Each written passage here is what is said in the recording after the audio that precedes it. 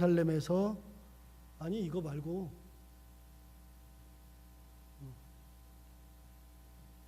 빔 프로젝트 바로 앞에 두 개 있잖아. 두 라인 못 찾는구나. 다 켜봐.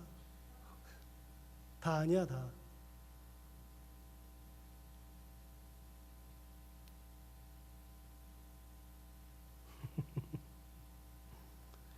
자, 제가 지난번에 예루살렘까지 못 찾았어? 자, 지난번에 예루살렘까지 오는 거 우리가 다 했고요. 예루살렘까지 온 다음에 이제는 예루살렘에 가서 누구 집에 들어갔냐면, 예루살렘에 가기 전에 어디에 갔었냐면 가이사랴에 갔을 때, 여기 지금 가이사랴죠. 이 가이사랴에 갔을 때에 누구 집에 들어갔냐면 빌립의 집에 들어갔다고 말씀드렸잖아요. 그러니까 가이사랴에 갔을 때는 빌립의 집에 들어갔고요. 그 다음에 예루살렘에 갔을 때, 여기 갔을 때는 누구네 집에 갔냐면 야고보의 집에 갔다. 그거까지 지난번에 다 얘기가 됐습니다. 야고보의 집에 간 이야기는 어디 나오냐면 17절부터 보시면 나와요. 17절부터 보시면 21장 17절 거기 보시면 예루살렘에 이르니 형제들이 우리를 기꺼이 영접하거늘 그 이튿날 바울이 우리와 함께 야고보에게로 들어가니 장로들도 다 있더라. 그랬으니까 이때에 예루살렘에 가가지고서 야고보의 집에 갔었다. 여기서 야고보는 세베대의 아들 알페오의 아들 예수님의 동생 야고보 셋이 있죠. 세베대의 아들 야고보, 알페오의 아들 야고보, 그 다음에 예수님의 동생 야고보 셋인데 그 중에 누구라고요? 알페오의 아들 야고보라고요. 왜냐하면 세베대의 아들 야고보는 12장에서 죽었잖아요. 12장에서. 그래서 사도들 중에서 첫 번째 순교한 사람이 야고보죠. 세베대의 아들 야고보가 순교했죠. 그러니까 세베대의 아들 야고보는요, 활동도 못하고 바로 죽었어요. 그 세베대의 아들 야고보가 바로 요한의 형제죠. 예수님께 사랑받았던 세 명의 수제자 중에 한 명. 여러분, 세 명의 수제자 중에 한 명이 가장 먼저 순교했고, 이제는 남은 게 알페오의 아들 야고보하고 예수님의 동생 야고보만 남아있는데, 그 중에서 알페오의 아들 야고보가 예루살렘에서 중요한 역할을 한다 그랬잖아요. 어디 나왔다 그랬어요? 15장 예루살렘에 회의할 때도 야고보가 발언한 게 나오죠. 그래서 야고보가 중요한 역할을 했고, 우리는 잘 모르는데 예루살렘에서 야고보가 상당히 중요한 역할을 했던 것 같아요. 그러니까 이번에도 야고보의 집에 들어갔다. 거기까지 지난번에 했고요. 자, 이제 그 다음에는 넘어가서 20절 보세요. 20절 19절 다시 봐요. 바울이 문안하고 하나님이 자기의 사역으로 말미암아 이방 가운데서 하신 일을 낱낱이 말하니 그랬어요. 그런데 여러분, 사도 바울이 예루살렘에 가가지고서 야고보를 만나가지고 어떻게 했냐면, 야고보를 만나가지고 자기가 그동안 돌아다니면서 복음을 전했는데 하나님께서 어떻게 역사하셨는지를 낱낱이 보고한 거예요. 하나님의 은혜를 다 보고하니까 다들 은혜가 되죠. 그러면 20절 보시면 이렇게 돼 있죠. 그들이 듣고 하나님께 영광을 돌리고 그랬어요. 그러니까 선교 보고를 들은 다음에 예루살렘에서 선교 보고를 듣고 그 사람들이 하나님께 영광을 돌렸어요. 자, 하나님께 영광을 돌린 다음에 어떻게 하느냐? 20절 뒤에 바울더러 이르되 형제여 그대도 보는 바에 유대인 중에 믿는 자 수만 명이 있으니 다 율법의 열성을 가진 자라. 제가 지난번에 이야기하면서 이 문제가 이제 문제가 된다고 제가 말씀드렸잖아요. 여러분, 예수를 믿을 때 그 당시만 해도, 그 당시에 예수 믿는 사람들을 나눌 때 어떻게 나누냐면 이렇게 나눠요. 기본적으로 예수를 믿었어도 유대인으로서 예수를 믿은 사람이 있고요, 이방인으로서 예수를 믿은 사람이 있어요. 그런데 유대인으로서 예수 믿는 사람은 둘로 또 나뉘어요. 어떻게 되느냐? 히브리파 유대인, 그 다음에 여기는요, 다음은 성경에 나오잖아요. 사도행전 6장에 나오죠. 어느 파 유대인? 헬라파 유대인이라고 나와요. 헬라파 유대인. 이 헬라파 유대인들이 다 누구냐? 우리가 흔히 말하는 디아스포라예요. 디아스포라는 흩어져 있는 유대인들을 얘기하는 거예요. 예루살렘에 살지 않고 가나안 땅에 살지 않고 흩어져 있는 유대인들, 그런 사람들을 헬라파 유대인이라고 불렀어요. 그런데 여러분, 가장 큰 문제는 뭐냐면 이 사람들이에요. 이 사람들, 히브리파 유대인. 이 사람들은 열심이 특심이에요. 굉장히 열심인데 예수를 믿으면서도 어떻게 예수를 믿냐면, 그냥 사도 바울은 어떻게 예수를 믿냐면 믿음으로 구원을 받는다고 생각을 하니까, 사도 바울은 생활하는 데 있어서 할례가 중요해요, 안 중요해요? 할례는 중요하지 않아요. 사도 바울은 할례를 중요하게 생각하지 않아요. 성전에서 제사 드리는 것을 별로 중요하게 생각하지 않아요. 사도 바울은 믿음이 먼저예요. 그러니까 사도 바울이 그렇게 생각하니까 자기가 만나는 사람들에게 믿음으로 구원을 받는다고 계속 얘기를 하겠죠. 그러면서 사도 바울이 계속 얘기하는 건 뭐냐면 할례를 받지 않아도 된다라고 얘기를 해요. 그런데 요 사람들, 바로 요 사람들, 히브리파 유대인들은요, 반드시 뭘 받아야 구원을 받아? 믿음도 있지만 반드시 뭘 받아야 되냐면 할례를 받아야 구원을 받는다고 생각을 해요. 이 사람들은 끊임없이 할례를 받아야 된다고 생각을 해. 그러니까 사도 바울이, 우리 옛날에 복기를 해요.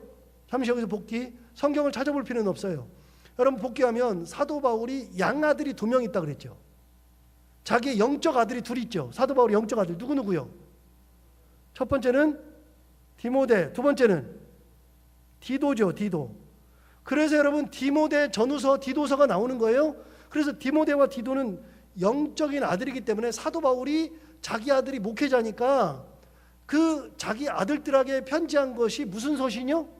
이게 목회서신이라고 그랬잖아요. 다른 것들은 목회서신이 아니고 이 2가지만 목회서신이에요. 이유가 있죠. 자기 영적인 아들한테 목회는 이렇게 하는 거다라고 써준 거니까요.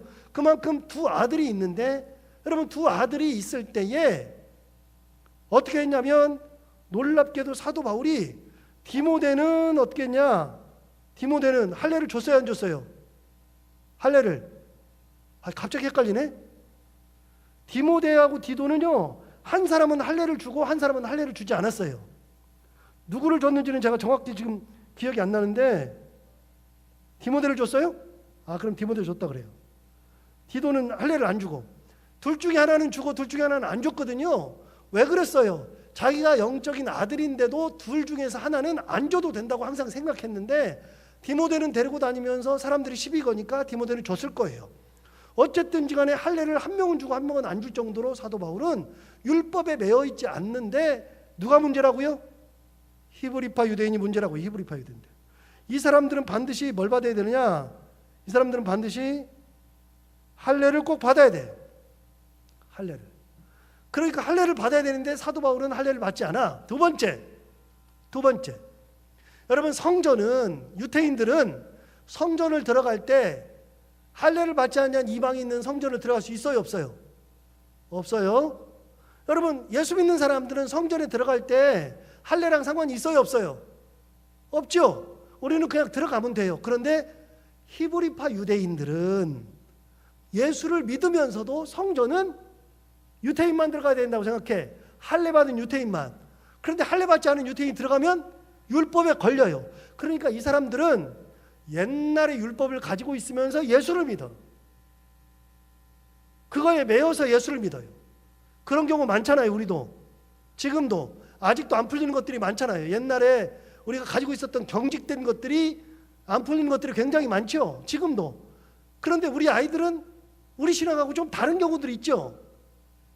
그런데 그게 다 문제가 사실은 안 돼요. 예수 믿는 거랑 상관이 없는 건데 그걸로 고집을 부리는 경우가 가끔 있거든요. 지금 누가 고집 부리느냐? 이 사람들이 고집을 부려요. 이 사람들. 히브리파 유대인들이. 지금 가장 큰 문제가 되는 것이 히브리파 유대인이야. 자, 여기 보세요. 20절을 보세요.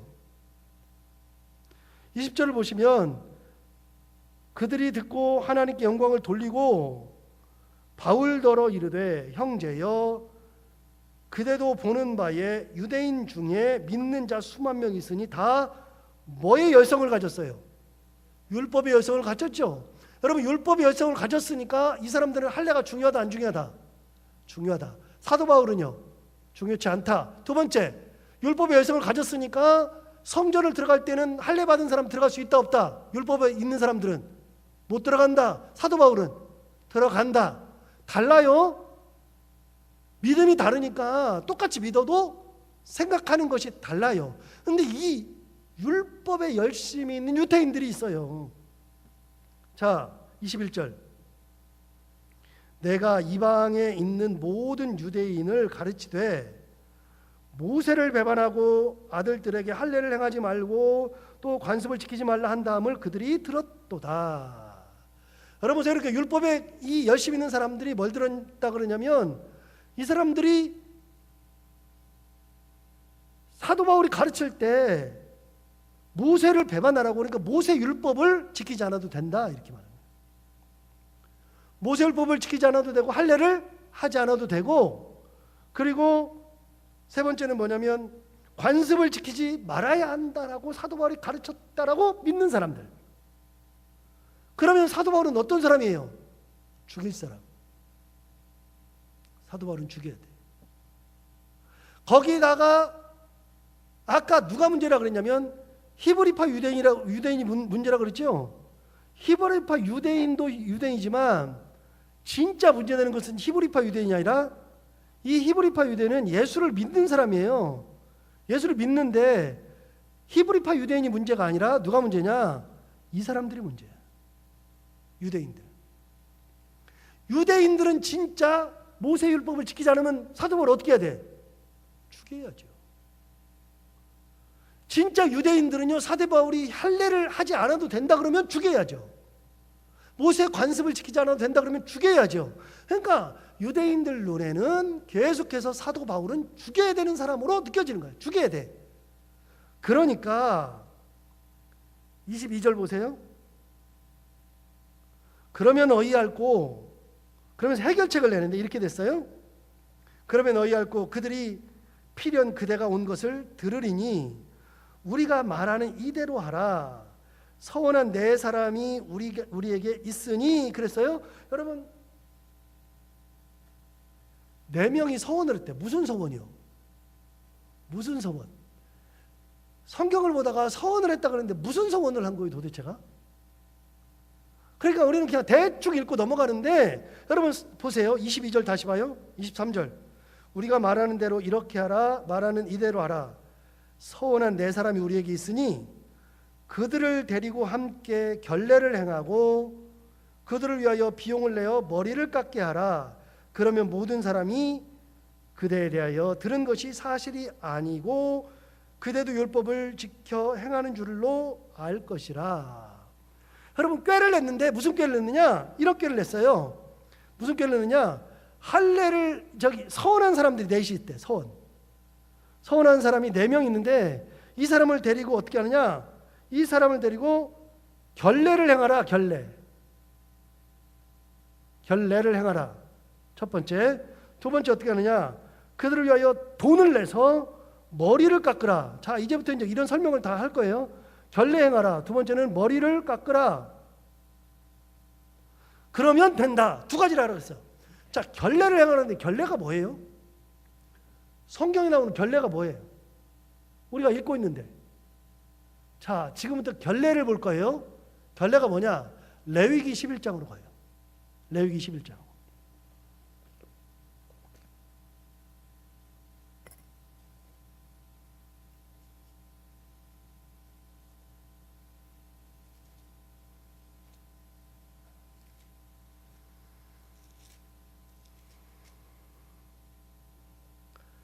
자, 레위기 11장을 보시면 보세요. 제목만 볼 거예요. 제목 보고 내용만 약간 볼 건데요. 보세요. 정한 짐승과 부정한 짐승이라고 돼 있죠.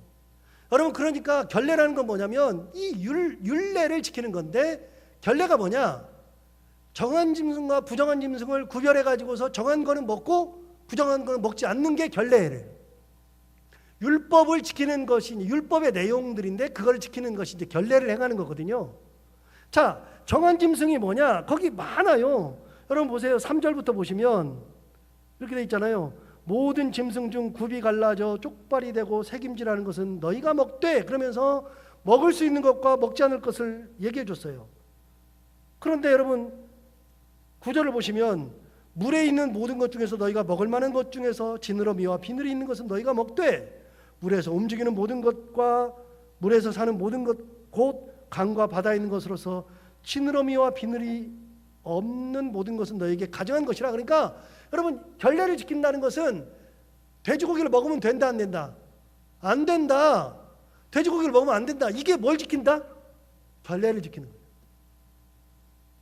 여러분 오징어를 먹으면 된다 안 된다?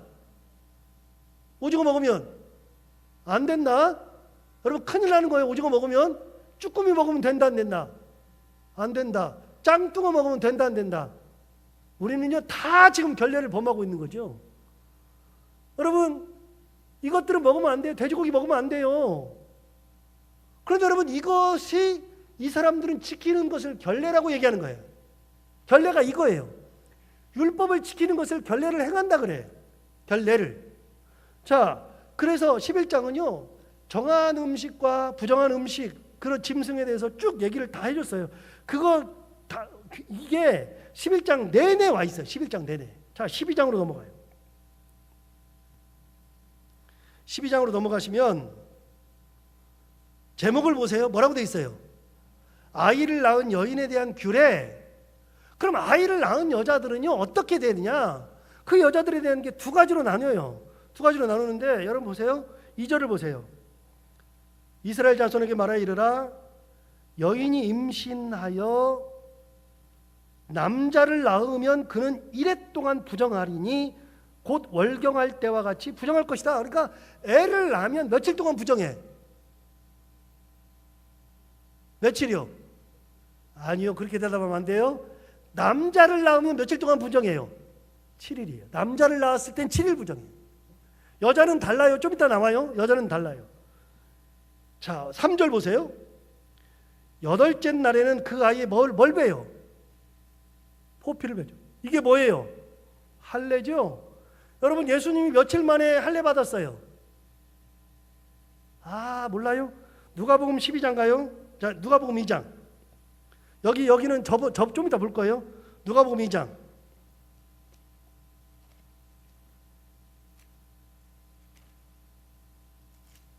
누가복음 2장 가보세요.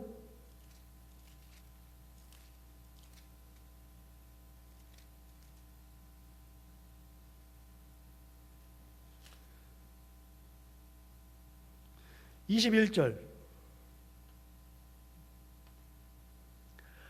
여러분 21절 보시면 누가복음 2장 21절에 할례할 며칠이 됐어요. 8일이 되매 그 이름을 예수라 하니 곧 잉태하기 전에 천사가 일컬음 말하라. 그래서 여러분 할례할 때가 며칠 지났을 때? 8일 지났을 때. 이게 여러분 예수님은 결례를 행하는 거예요. 이게 지금 결례를 행하는 거라고. 결례를. 예수님 며칠 만에 할례 받아요? 8일. 그럼 여러분 하나 물어요. 이스라엘 사람들은요 며칠 만에 할례를 줘요? 8일 만에. 남자아이들은요 지금도 이스라엘 아이들은요 8일 만에 할례를 해요. 지금도. 뭐래요 지금? 8일 만에 할례하는 걸 뭘 한다고 그래요? 결례를 행한다. 그게 결례 행하는 거예요. 자, 원래 아까 가서 레위기 12장으로 다시 가봐요. 레위기 12장에 가서 보시면 보세요. 3절에 보시면 여덟째 날에는 그 아이의 포피를 뵐 것이요 그 여인은 아직도 33일을 지내야 산열이 깨끗하리니 정결하게 되는 기한이 차기 전에는 성물을 만지지도 말며 성소에 들어가지도 말 것이며 그렇게 돼 있어요. 그러니까 남자를 낳으면 사내 아이를 낳으면 7일 동안 일단은 부정하고 여자의 일단 부정한 기간이 끝나면 8일째에는 뭘 한다고요? 아이를 할례를 주는 거예요. 그리고 나서 남은 며칠 33일도 부정해. 그러니까 여자가 40일 동안은 바깥을 나올 수 있다 없다? 못 나온다.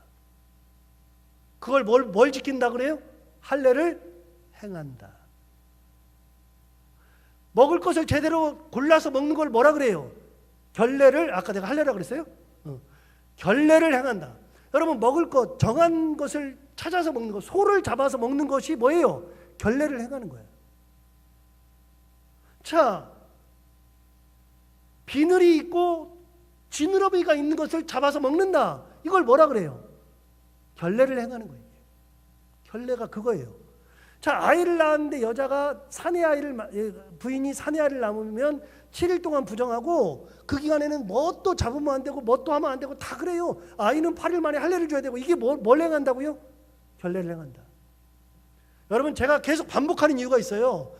이런 거를 알아두면 결례라고 하는 단어가 나오면 이런 거를 딱딱 생각을 하게 돼. 그러니까 성경이 이런 걸 용어를 알면 쉬워지는 거예요. 자, 그럼 여자를 낳으면 어떻게 되냐? 여자아이를 낳으면 여러분 5절 보세요. 여자를 낳으면 그는 2일에 동안 부정하다. 여러분 2일에가 며칠이에요? 14일이죠? 2일이니까 7일 곱하기 2이니까 14일. 남자보다 몇 배? 2배. 월경할 때와 같을 것이며 산열이 깨끗하게 되면 66일을 지내야 하리라. 그러니까 여러분 66일이 지나야 돼. 그럼 14일에다가 66일이면 며칠이에요? 80일. 남자아이는 며칠이었어요 아까? 40일이죠? 7일 더하기 33일. 여자아이는요? 14일 더하기 66일. 그러니까 여러분은 예수를 믿으면서도 애를 낳았잖아. 애를 낳는데 결례를 행했어요? 안 행했어요? 결례를 안 행했잖아요. 결례를 안 행했죠. 그러니까 여긴 다 뭐예요? 율법을 범한 사람들이죠. 율법. 저는 괜찮아요. 나중에 예수를 믿었으니까. 근데 우리 집사람이 결례를 행하지 않았네. 그걸 뭐라 그런다? 결례를 행한다 그런다. 자, 13장 가봐요. 13장 가보시면 피부에 나병 같은 것이 생기면 어떻게 하느냐?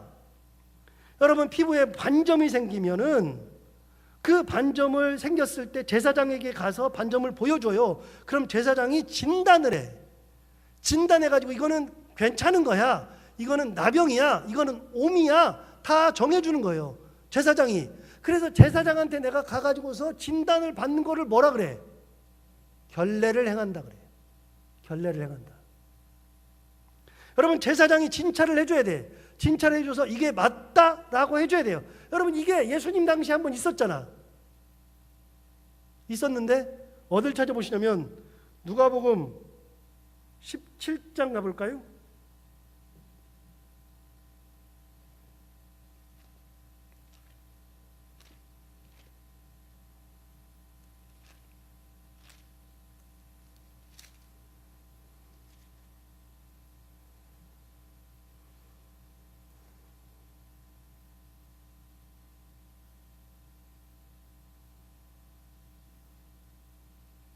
보이질 않은데 내가 써놨는데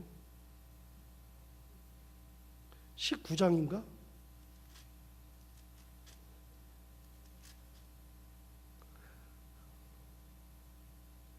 아이.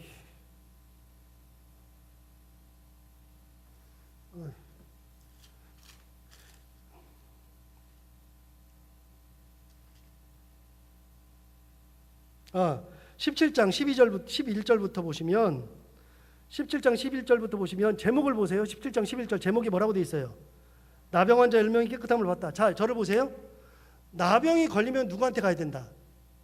제사장한테. 그걸 뭐라 그런다? 결례를 행한다 그런다. 그러면 나병이 걸렸어요. 나병이 걸려가지고 넌 나병 환자야.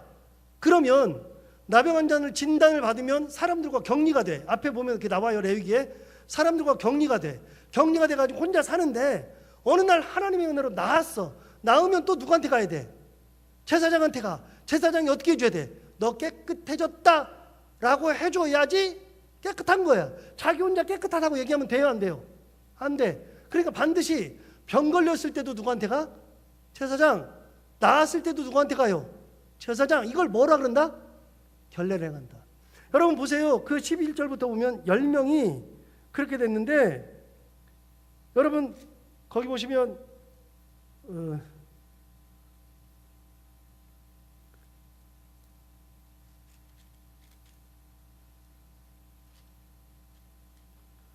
제가 지금 눈이 안 보여서 모르겠어요. 왜 이렇게 오늘 안 보이죠? 아까부터 진짜 겨우겨우 보고 있는데 진짜 눈이 안 보여요. 그 사람이 어떻게 했냐면 10명이 나왔는데 9명 가버렸잖아.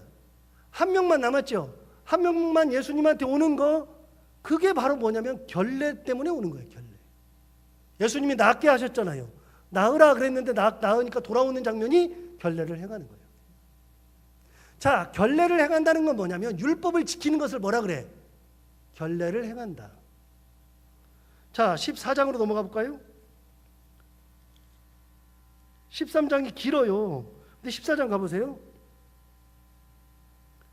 14장 제목 보시면 환자가 정결하게 되는 날의 규례. 그래서 여러분 환자가 정결하게 되었을 때는 뭘 해야 되느냐? 여러분 4절 2절 보세요.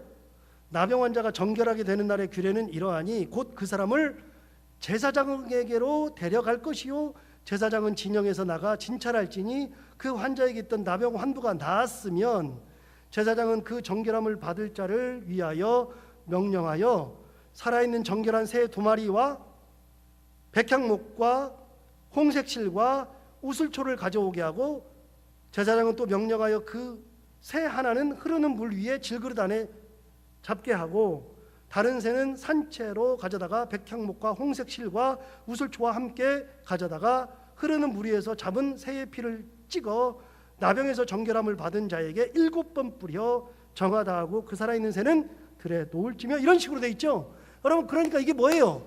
나았을 때도 누구한테 가야 된다? 제사장한테 간 다음에 뭐 해야 돼요? 제사를 드리는 거예요. 이게 다 결례를 행하는 거예요. 15장 가요. 15장으로 넘어가시면 몸에 유출병이 생겨요. 몸에 유출병이 생기면 두 가지로 나누는데 여러분 그냥 19절부터 볼게요. 19절 보시면 19절의 제목을 보시면 여인이 유출을 하면 이 말은 뭐냐면 월경한다는 뜻이에요. 월경을 한다. 월경을 하면 어떻게 되느냐?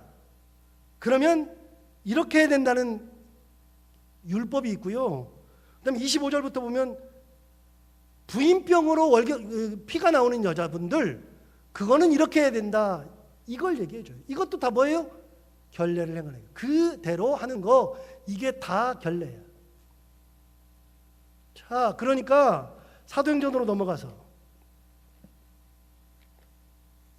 사도행전 21장으로 넘어가서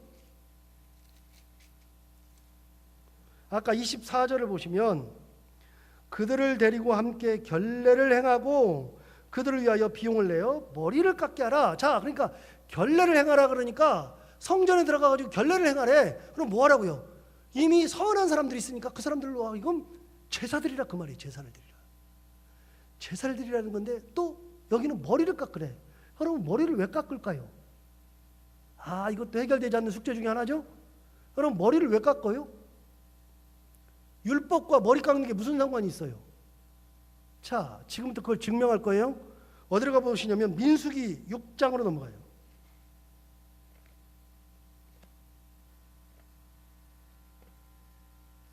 민수기 6장.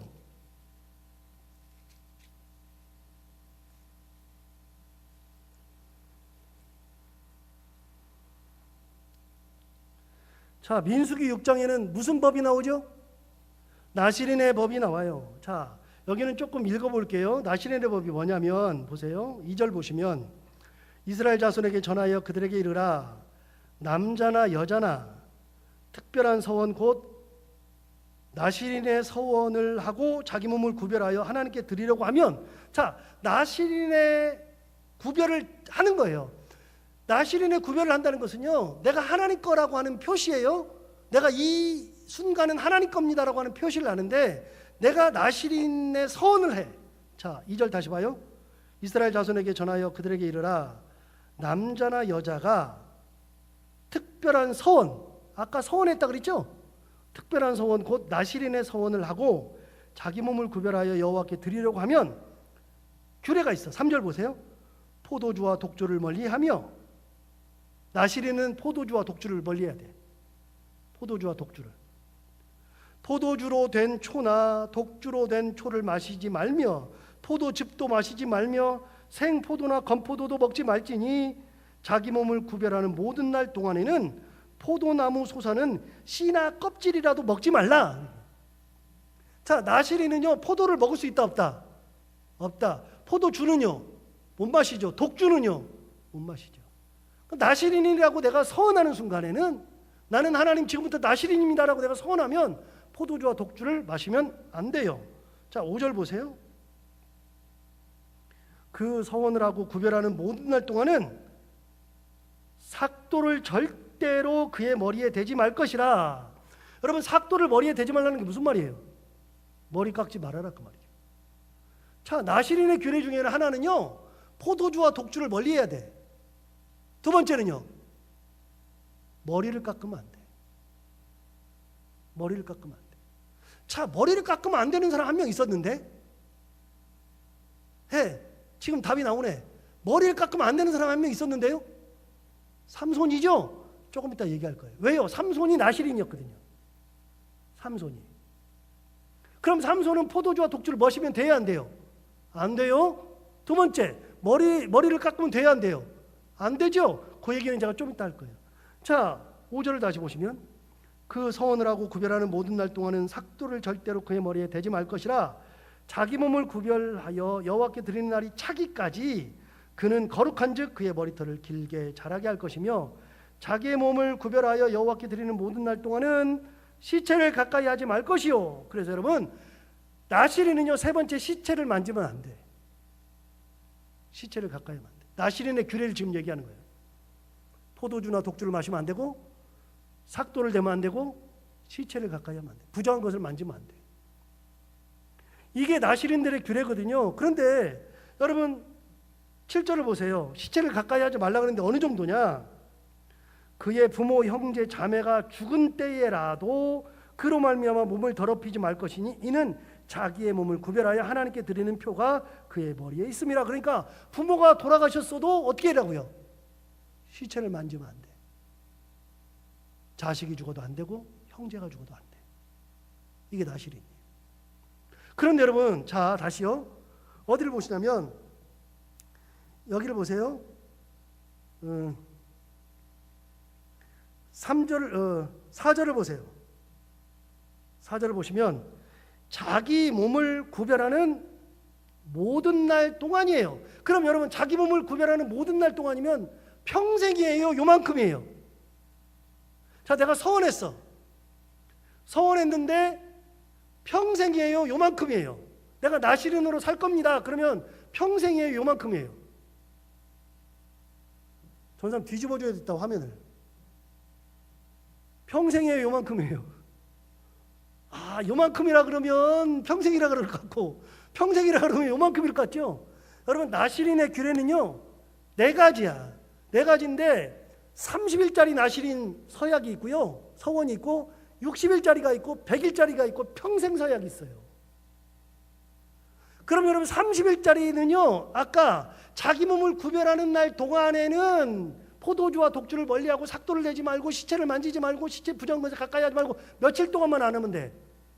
30일이잖아. 30일이 지났어요. 30일이 지나면 포도주를 마실 수 있어요, 없어요? 있죠? 나시린은요, 자기가 서원한 기간이 끝나면 포도주와 독주를 마실 수 있어. 두 번째, 자기가 서원한 기간이 끝나면 머리를 깎아야 깎아요? 깎아요. 여러분, 사도행전에 찾으려면 찾겠지만, 사도행전에 사도 바울이 고린도 갔다가 오는 길에 겐그레아에서 서원한 것이 있으므로 겐그레아에서 머리를 깎았다라는 표현이 나오죠. 왜 머리를 깎았다는 게 왜 나와? 서원한 것이 있으므로 머리를 깎았다, 그 말은요, 겐그레아에 도착했을 때 서원의 기간이 끝난 거예요. 그게 끝난 거. 성경을 알면 쉬워요. 편해지고. 그런데 그 기간이 되면 절대로 머리를 깎으면 안 돼요. 그러니까 갱그레양도 갔을 때 머리를 깎을 때가 된 거야. 서원한 기간이 끝났어. 어쨌든지 간에 중요한 게 있어요. 30일짜리, 60일짜리, 100일짜리, 그리고 마지막으로 뭐라고요? 평생 나시린. 여러분, 평생 나시린은 포도주 마실 수 있어요, 없어요? 못 마셔요? 평생 나시린은 머리를 깎으면 안 돼요. 절대로 안 돼요. 자, 5절 봐요. 4절 보세요. 4절. 자기 몸을 구별하는 모든 날 동안에는, 그래서 모든 날 동안은요, 자기 몸을 구별하는 모든 날 동안에는, 5절 보세요. 그 성원을 하고 구별하는 모든 날 동안은 6절 보세요.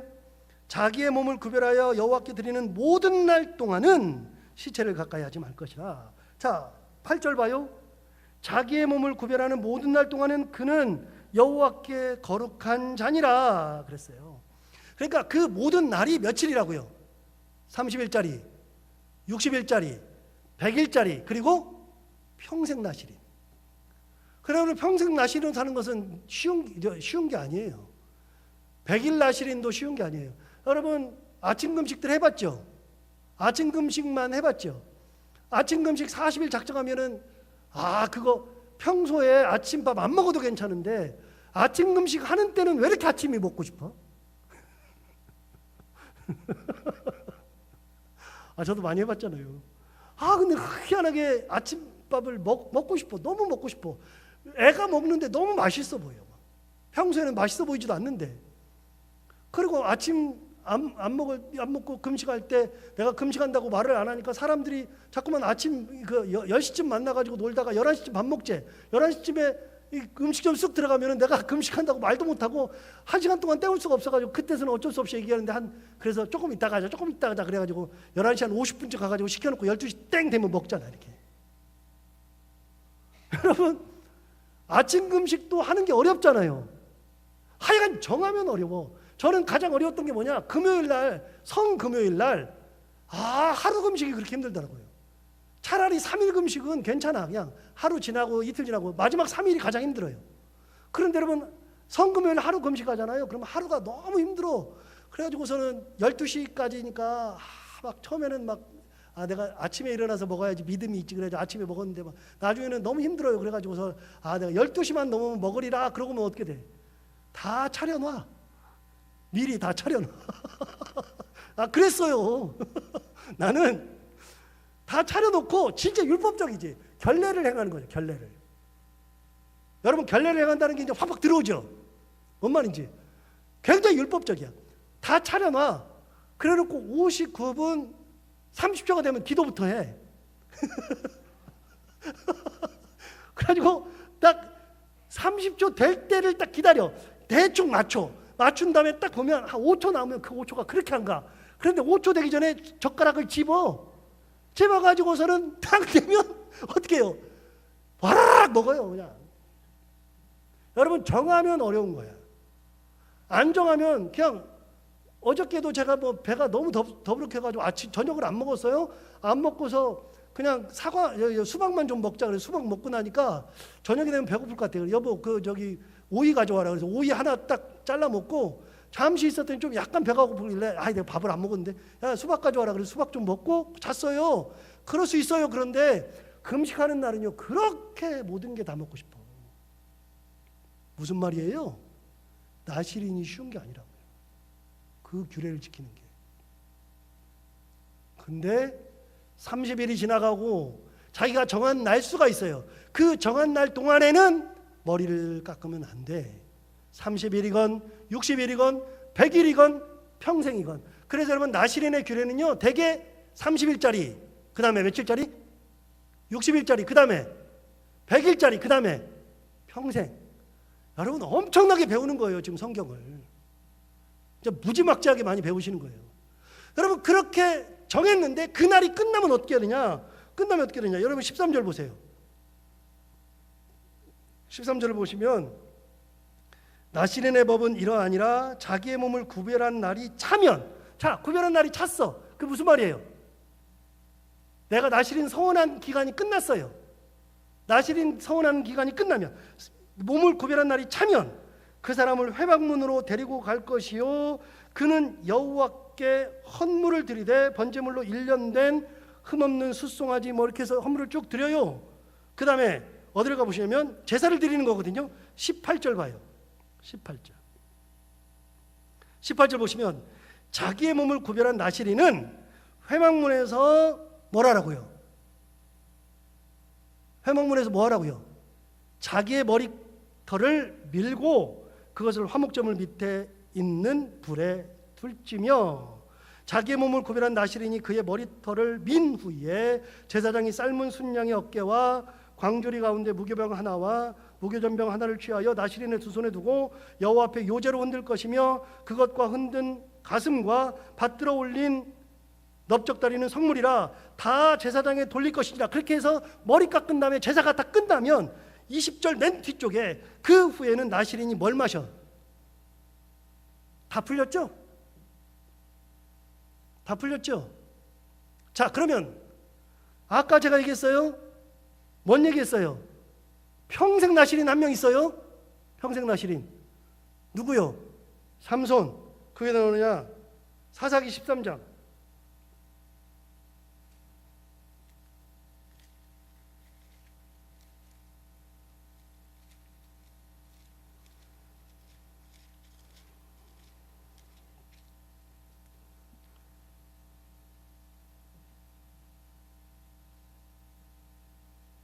자, 13장 3절부터 봐요. 삼손이 태어날 때 여호와의 사자가 그 여인에게 나타나서 그에게 이르시되 보라, 내가 본래 임신하지 못함으로 출산하지 못하였으나 이제 임신하여 아들을 낳으리니 그러므로 너는 삼가 포도주와 독주를 마시지 말며 어떤 부정한 것도 먹지 말지니라. 보라, 내가 임신하여 아들을 낳으리니 그의 머리 위에 삭도를 대지 말라. 이 아이는 태에서 나옴으로부터 하나님께 바쳐진 뭐가 돼? 나시린. 태어날 때부터 하나님께 바쳐진 나시린이에요. 여러분, 삼손은 태어날 때부터 하나님께 바친 나시린이 되었어요. 자, 그러면 여기서 이제 배웠어요. 나시린의 규례는 세 가지라 그랬죠. 첫 번째 뭐 해야 돼? 포도주와 독주를 마시면 안 돼요. 두 번째, 머리카락을 밀면 안 돼. 세 번째, 부정한 것을 가까이 하면 안 돼. 시체를 만지면 안 돼. 그거를 하지 말라는 거예요. 그거를. 7절 보세요. 그가 내게 이르기를 보라, 내가 임신하여 아들을 낳으리니 이제 포도주와 독주를 마시지 말며 어떤 부정한 것도 먹지 말라. 이 아이는 태에서부터 언제까지? 태에서부터 그가 죽는 날까지 하나님께 바쳐진 뭐? 자, 저 잠시 볼까요? 나시린은 네 가지라가 있어요. 네 가지. 첫 번째는 며칠? 30일짜리. 두 번째는 60일짜리. 세 번째는 100일짜리. 네 번째는요, 평생 나시린. 그럼 여러분, 삼손은요, 태에서 남으로부터 언제까지? 죽는 날까지. 그럼 뭐예요? 무슨 나시린? 평생 나시린. 평생 나시린.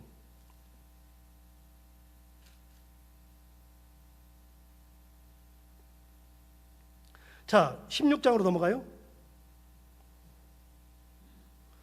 16장에 보면 삼손한테 들릴라가 계속 얘기하잖아요.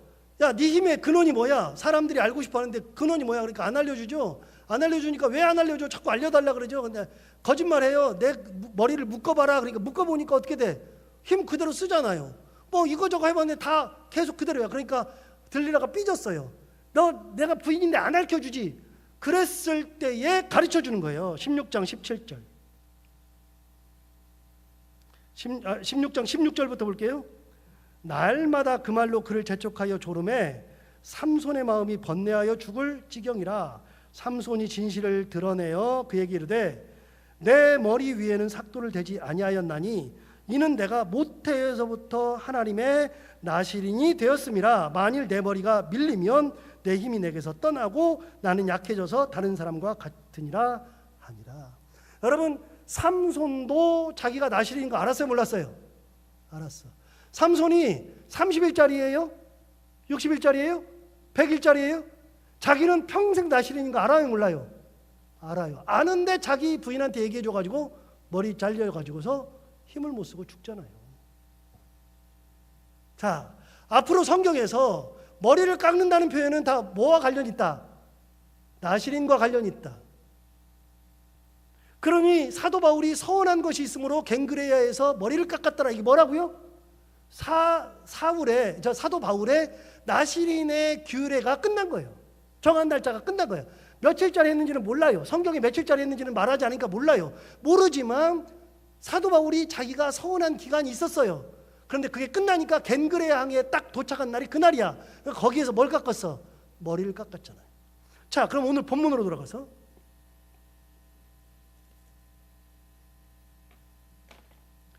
24절을 보시면 이렇게 돼 있잖아요.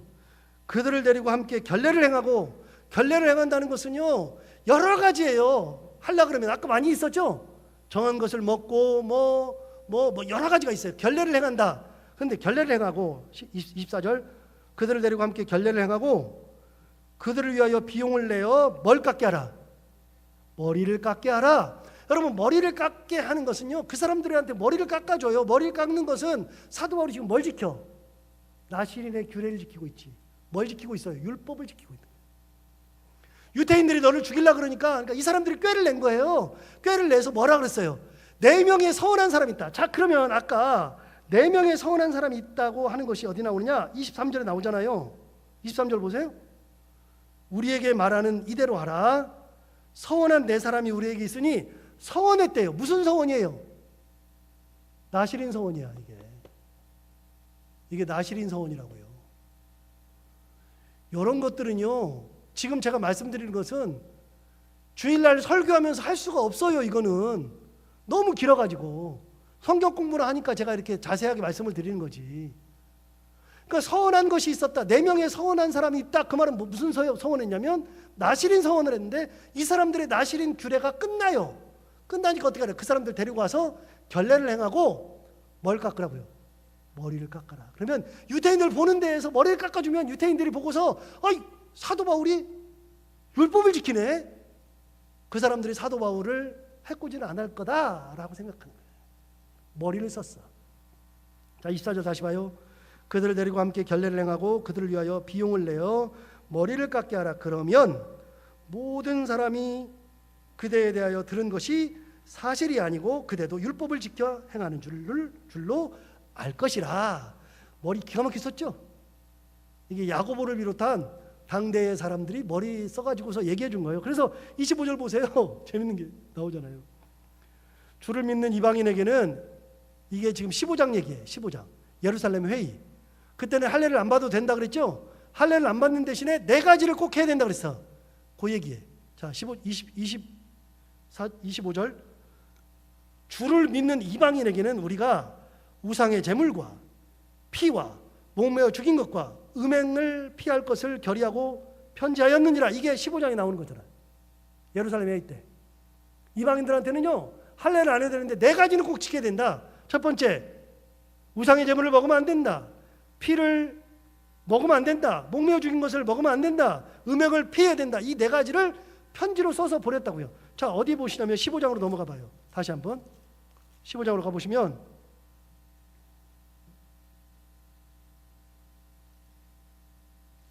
15장 1절을 보시면 1절 제목이 뭐예요? 예루살렘 회의. 그게 할례 회의야. 할례를 해야 되느냐 말아야 되느냐 그 회의가 예루살렘 사도행전 15장 그 유명한 예루살렘 회의. 근데 결론이 뭐냐? 19절. 그러므로 내 의견에는 이방인 중에서 하나님께로 돌아오는 자들을 괴롭게 하지 말고 20절. 다만 뭐요? 우상의 더러운 것과 그 다음에 음행과 세 번째 목매어 죽인 것과 그 다음에 피를 멀리하라. 4가지죠. 자, 우상의 더러운 거, 음행, 목매어 죽인 거, 피. 4가지를 지키라고 편지하는 것이 옳으니라 그러면서 편지를 냈어요. 그 편지가 아까 21장 25절 보세요. 21장 25절에 주를 믿는 이방인에게는 우리가 우상의 제물, 피, 목매어 죽인 거, 음행을 피할 것을 결의하고 편지하였었느니라.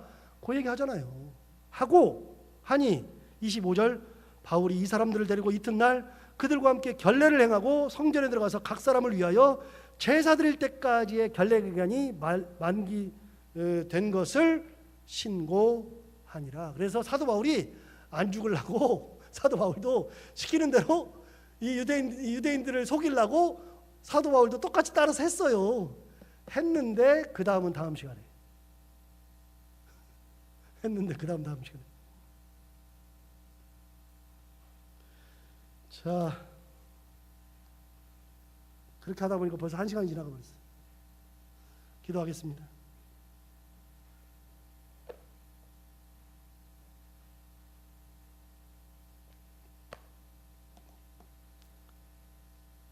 하나님 아버지, 오늘 사도 바울이 예루살렘에 가서 이제 유대인들에게 잡혀 죽기 일보 직전에 있었던 일을 우리가 나누고 있습니다. 사람들이 머리 써가지고 사도 바울로 하여금 서원한 사람 넷을 데려다가 결례를 행하고 나시린의 규례대로 머리를 깎으면 유대인들이 속을 거라고 생각하고 이런 꾀를 냅니다. 물론 뒤에 가보면 이 꾀가 무의미하다는 것을 알게 되지만 그래도 그런 꾀를 내면서 그렇게 위기를 넘어가려고 합니다. 어찌되었든지 간에 사도 바울이 끝까지 하나님의 복음을 전하기 위해서 이렇게 노력하였고 인간적인 모습까지도 하면서 끝까지 살아남아서 복음을 전하려고 했던 그 모습 보면서 하나님 아버지, 우리도 기회를 얻든지 못 얻든지 끝까지 살아남아서 하나님의 말씀을 전하고 복음을 전하는 일에 힘쓰며 살아가는 저희들이 다 되게 하여 주옵시고, 사도 바울과 같은 열정과 사도 바울과 같은 결단으로 끝까지 하나님의 은혜를 붙들고 살아가는 저희들 모두가 다 되게 하여 주옵소서. 오늘도 깨닫게 하신 하나님 찬양하며 새로운 것을 알게 하신 하나님 앞에 영광을 돌리며 돌아가는 발걸음, 많이 더운데 하나님 아버지, 이 더위 속에서도 더위 먹지 않고 오늘 저녁에도 편히 잘 주무실 수 있도록 모든 분들의 잠자리까지도 하나님께서 평안한 밤으로 인도하여 주옵소서.